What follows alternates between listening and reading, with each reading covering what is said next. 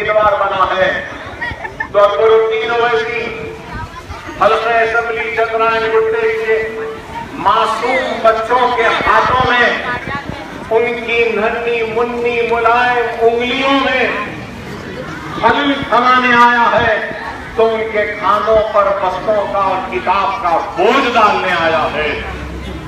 और अल्हम्दुलिल्लाह आज कोई इस बात से इनकार नहीं कर सकता कि अकबरुद्दीन ओवैसी ने अपने वादों से इन्हिराफ किया या अपने वादों को भुला दिया। इख्तिदार पे आने के लिए लोग तो कई वादे करते हैं लेकिन इख्तिदार पर आने के बाद अपने वादों को फरामोश कर देते हैं, भूल जाते हैं। अकबरुद्दीन ओवैसी ने इख्तिदार बनाने के बाद अपने वादों से बेईमानी नहीं की या भुलाया नहीं।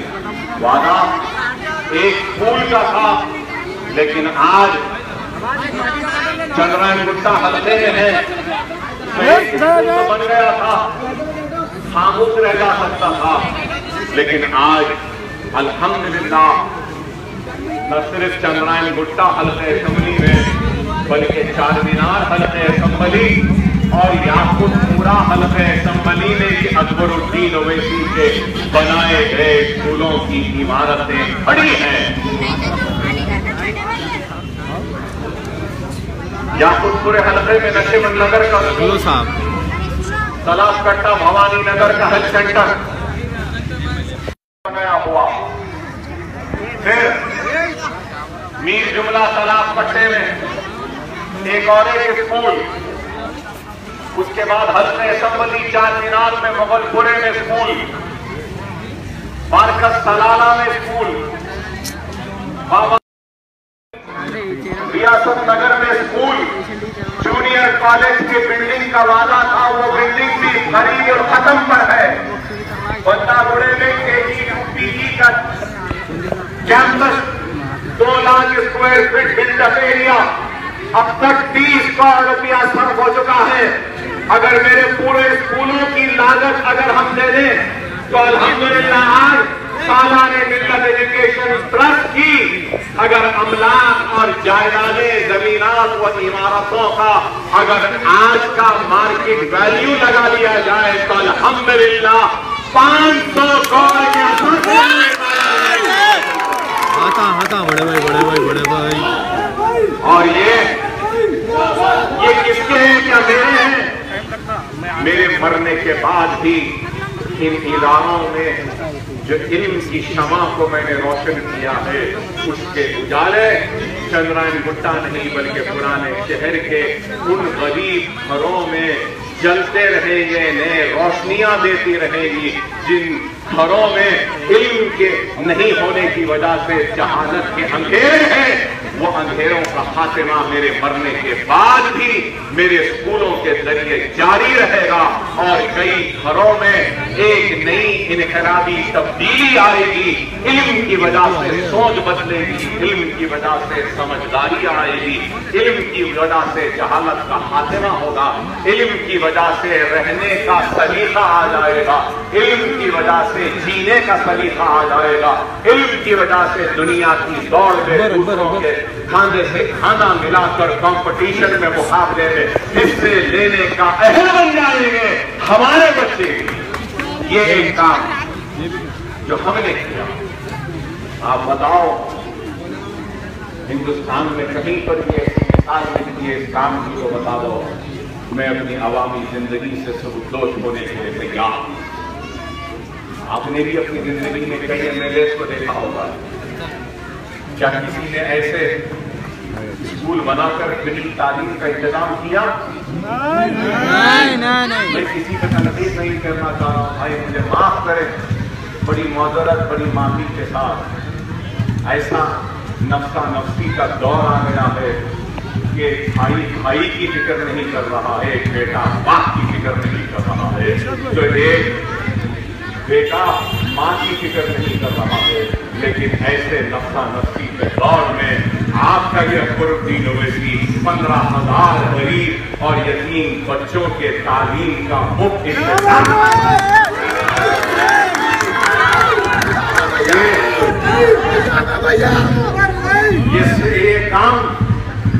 तारीख साज का मैं कहूँगा, मैं नहीं रहूंगा, लेकिन ये काम जिंदा रहेगा। इंसान के मरने के बाद लोग थोड़े दिन तक उसको याद करते हैं, उसकी कमी को महसूस करते हैं, लेकिन जैसे जैसे वक्त जाते जाता है इंसान की जिंदगी की भागदौड़ में वो भूल जाता है काम करने वालों को, अच्छे लोगों को। लेकिन मुझे भी लोग भूल जाएंगे मेरे मरने के बाद, लेकिन मेरे स्कूलों की इमारत आवाम के दिलों में मेरे मुझको और मेरे नाम को जिंदा है। जिस तरीके से सालारे मोहतरम आज हमारे दरमियान में नहीं है, लेकिन जब भी ओवैसी हॉस्पिटल से हम जाते हैं तो देखकर बोलते हैं, ये देखो हमारा सालार बनाया था ये दवा। मैं भी नहीं रहूंगा। लोग जब गुजरेंगे मेरे स्कूलों के सामने तो बोलेंगे, देखो ये स्कूल हमारा अगर भाई बनाया था। काम है जो इंसान को जिंदा रखता है, और ये काम हमने किया, और मैं इस काम को करने का अहल बना तो कैसे बना?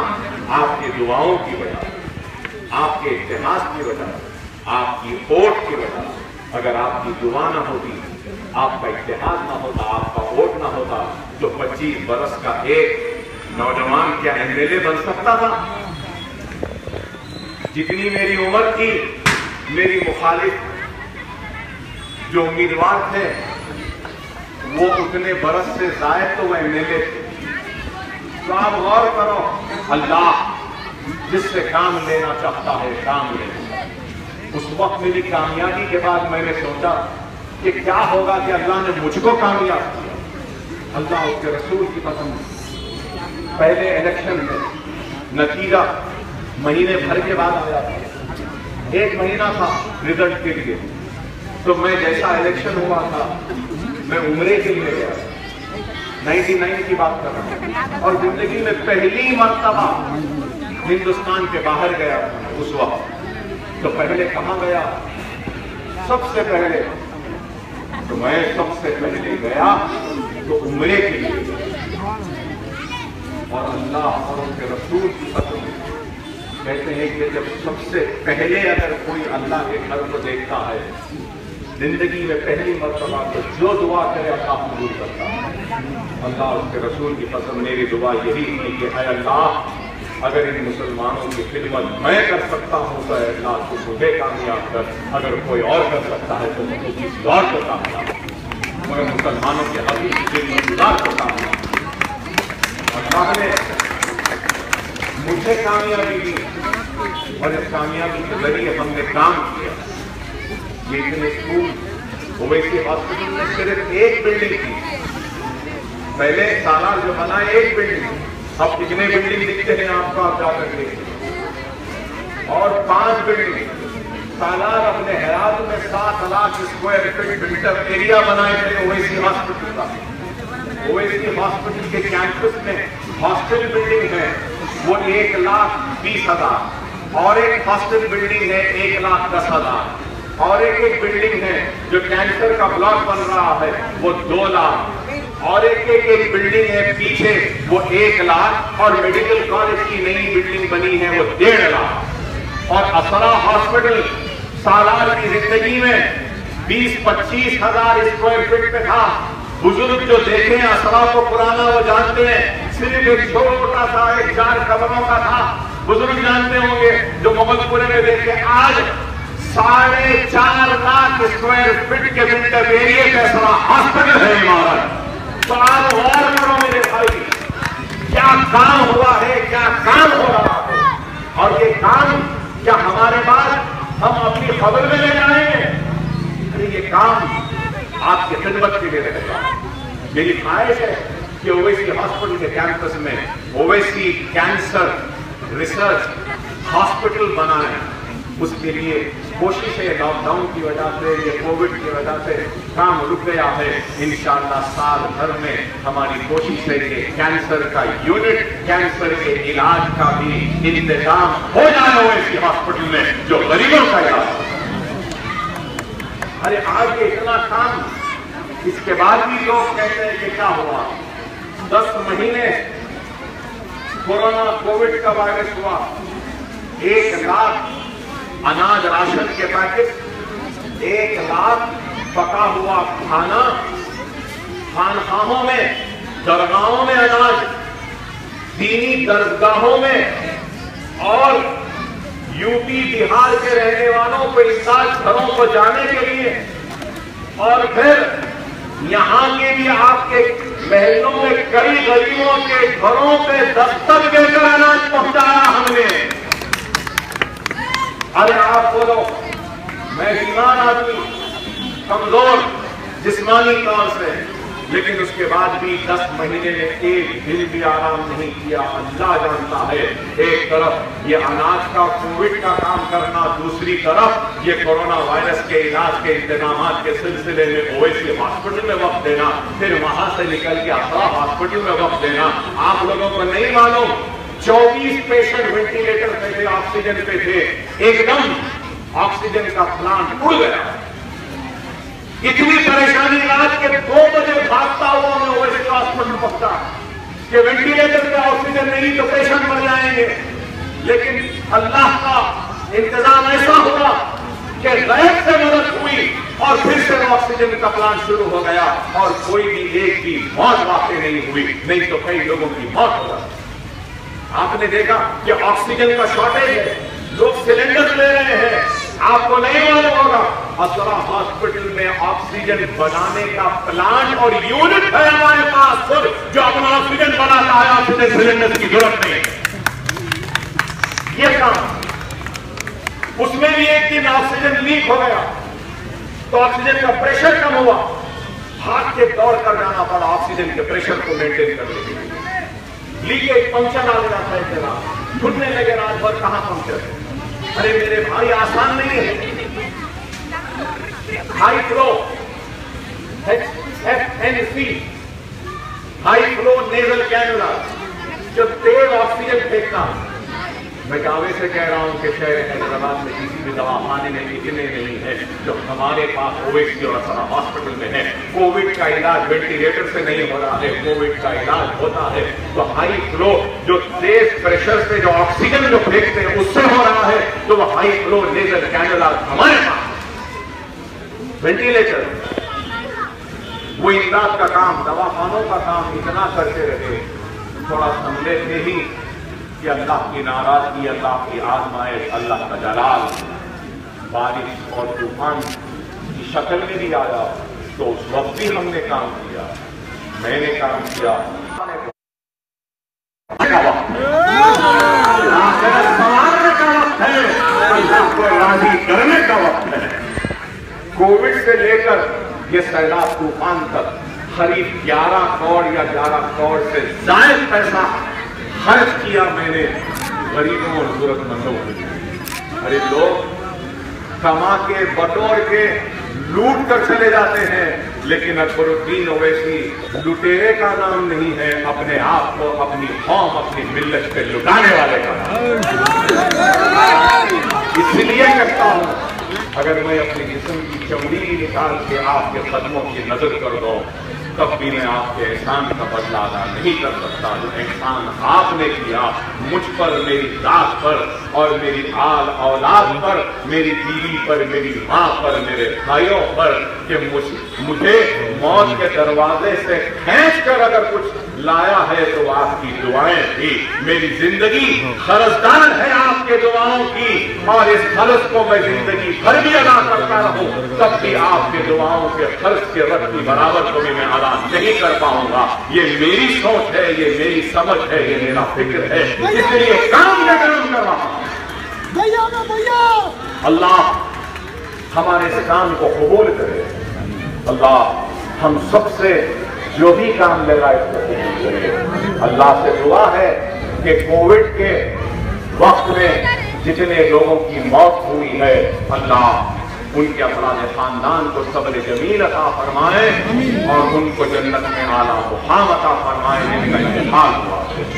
अल्लाह वो कोविड के लिए काम करने वाले डॉक्टर्स हों, चाहे वो नर्सेज हों, चाहे वो सफाई का अमला हो, चाहे वो NGOs हो, जिन्होंने भी जो भी खिदमात अंजाम दिए हैं, अल्लाह उनके खिदमात को कबूल करे और मेरे जानिब से मैं उनका शुक्रिया।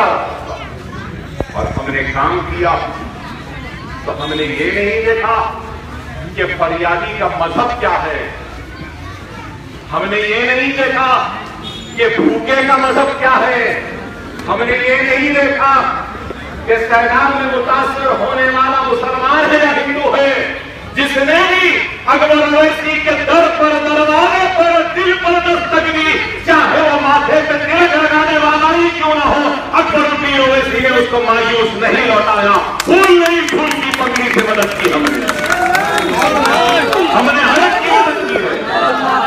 हमने हिंदू की भी मदद की है, सिख की भी की है, ईसाई की भी की है। दुनिया ने देखा हमने हर एक की मदद की, क्योंकि परेशान हाल की मदद करना जिम्मेदारी है। हमने मुसलमानों की भी मदद की, बहुत मदद की है और करते रहेंगे। अकबरुद्दीन ओवैसी को फख्र है कि वो कलमा पढ़ने वाला मुसलमान है जो ला इलाहा इल्लल्लाह मुहम्मद रसूलुल्लाह कलमा पढ़ता है। तो अकबरुद्दीन ओवैसी को नाज है कि वो हिंदुस्तानी भी है। हम किसी से नफरत नहीं करते, किसी से तफरका नहीं डालते। मेरा तो पैगाम यही है कि हम सबको मिलकर आज ये मुल्क जो चैलेंजेस से जूझ रहा है, इस चैलेंजेस से लड़ना है। और वो लोग जो आज इख्तिलाफ पर बैठकर नफरत के नाम पर इस मुल्क को बांट रहे हैं और इस मुल्क की तरक्की में उनकी नफरत जो सबसे बड़ी रुकावट बनी है, हमको इन नफरत अंगेज लोगों को खत्म करना है, उनका सफाया करना है। जमहूरी जिद्दोजहद के जरिए, दस्तूरी जिद्दोजहद के जरिए हालात पहले जैसे नहीं रहे, हालात तब्दील हो रहे हैं, हालात बड़े नाजुक है। समझो इस बात को। मैं नाम लेना नहीं चाहता, मैं चाहूं तो नाम ले सकता हूं हमारे मुखालिफीन का, लेकिन नाम लेकर, अहमियत देकर मैं उनकी मदद करना नहीं चाहता, इसलिए नाम नहीं ले रहा हूं। लेकिन आप समझ रहे हैं कि मेरा इशारा किसके तरफ है, मेरा इशारा किसके तरफ है, आप जानते हैं। खैर, बहरहाल हालात नाजुक हैं, खुदारा हालात की नजाकत को समझिए। वक्त का तकाज़ा है कि हमारे सफों में पहले से ज्यादा इत्तेहाद होना है। इनफरादियत को हमको देखना नहीं है। इस मजमे में कई ऐसे लोग होंगे जिनको मुझसे कोई फायदा नहीं हुआ, उनकी जात को नहीं हुआ, उनके घर तक मेरी इमदाद नहीं पहुंची होगी, उनके घर का बच्चा मेरे स्कूल में नहीं पढ़ रहा होगा, उनके घर का बीमार ओवैसी हॉस्पिटल में इलाज नहीं कराना होगा। लेकिन यह वक्त इनफरादियत का नहीं है, इज्तिमाइयत का है। इनफरादी फायदा नहीं हुआ होगा, लेकिन इनफरादियत के अलावा इज्तिमाई फायदा तो मिल्लत का, कौम का हुआ है ईमानदारों से, जमात से और मुझसे।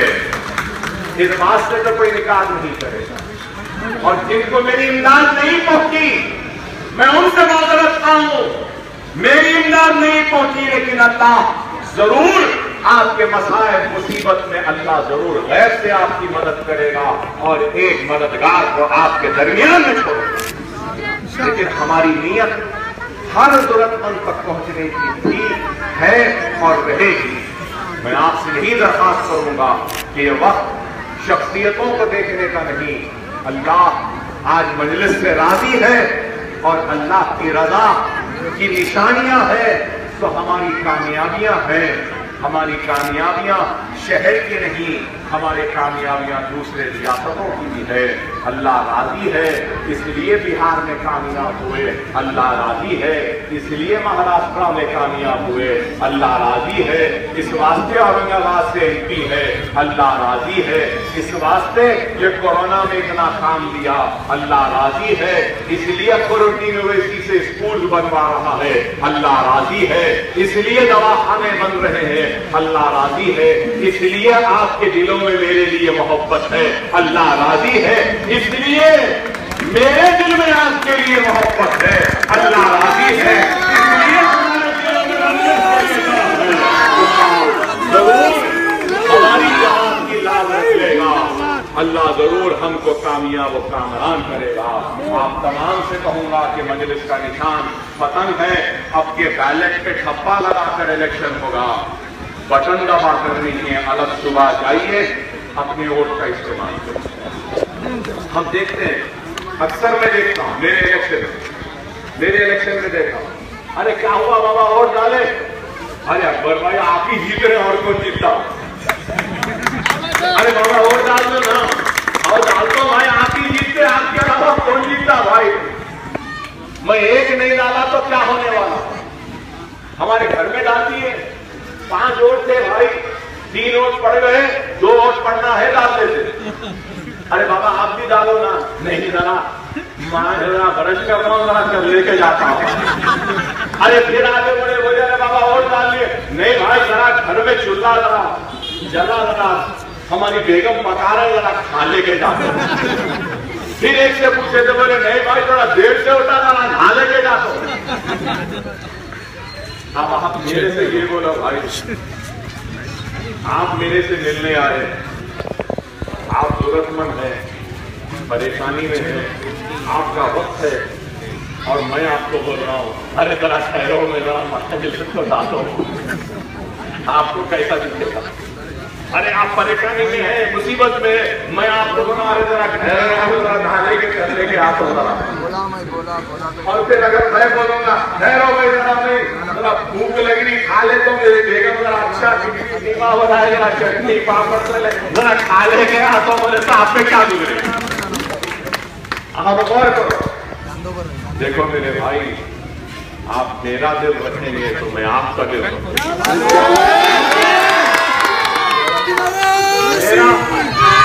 मेरा जानता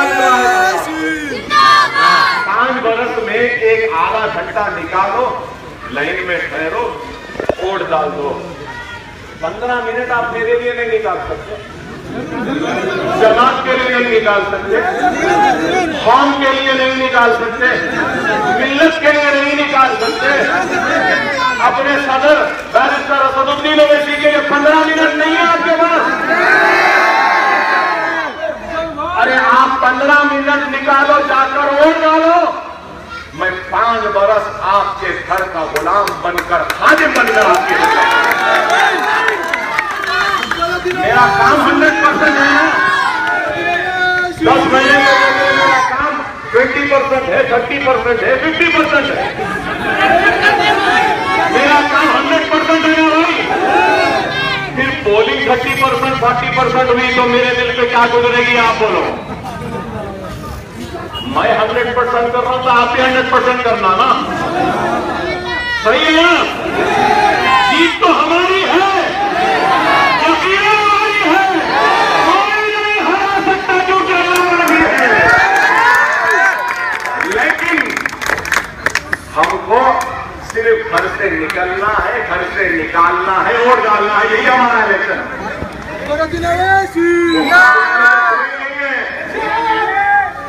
एक ही काम करना है, क्या घर से निकलना है, निकालना है, वोट डालना है, बस। अगर वो भी नहीं करे तो मेरे भाई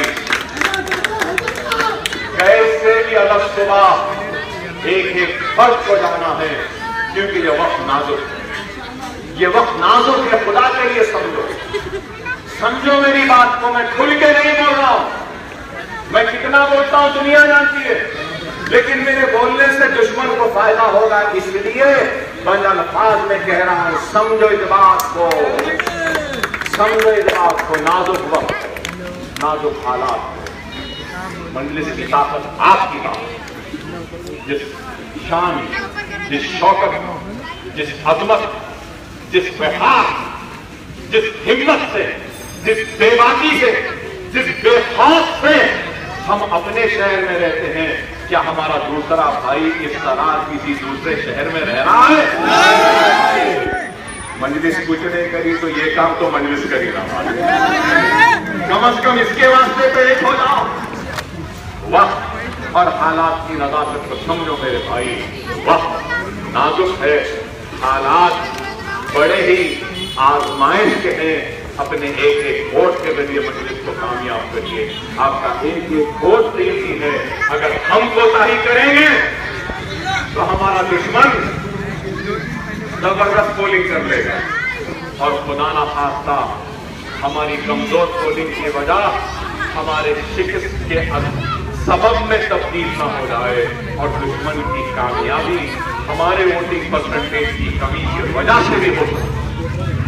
कांटे का मुकाबला है, याद रखो, कांटे का मुकाबला है, नेक टू नेक है, इधर या उधर है।